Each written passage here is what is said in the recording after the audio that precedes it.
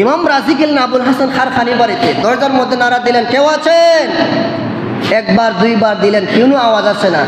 3 নম্বরের সময় গোরের মধ্য থেকে কর্কশ ভাষায় এমন দূরে চিল্লা দিছ, তুমি কে, কাকে খুঁজছো?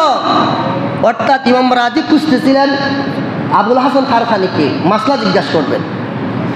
তো বলতেছেন, তুমি একজন ভণ্ডর কাছে, প্রতারকের কাছে, গুমরা লোকের কাছে, পাগলের লোকের কাছে আসছো। অর্থাৎ হাসান খারখানি ঘরের মধ্যে নাই, বেলায়েতের রাডারে দেখতে পেলেন যে আমার কাছে ইমাম রাজি আসতেছে। উনি পাহাড়ের জঙ্গলে নদীর কিনারে বসে ইবাদত করতেছে। বনের বাঘকে ডাক দিলেন, হে বনের বাঘ, তাড়াতাড়ি চইলায়, আমার কাছে প্রশ্ন করার লাগে একজন লোক আইতেছে। এই বনের বাঘ, তাড়াতাড়ি আয়। কথা বলার সাথে সাথে বড় এক সুন্দর বাঘ ওনার কাছে মাথা নত করে দিল। ইমাম আবুল হাসান খারখানি বাঘের মধ্যে ঘোড়ার সওয়ারের মতন বসে গেলেন।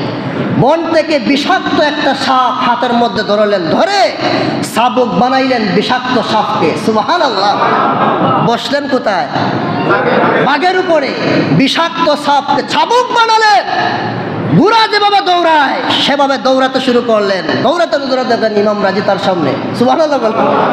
ইমাম রাজিকে জিজ্ঞাসা করতেছে, প্রশ্ন করতে হও।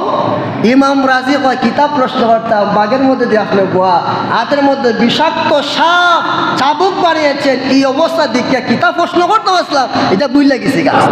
ওই ইমাম আবুল হাসান খারখানি হয়, ও ফখরুদ্দিন রাজি, ইমাম রাজি শোনো, ঘরের মধ্যে আমার অবাধ্য বউ, ধৈর্য ধারণ করার কারণে একজন বউ বাধ্য, কিন্তু গোটা সৃষ্টি জগৎকে আমার আল্লাহ পাক আমার বাধ্য করে দিয়েছেন। সুবহানাল্লাহ।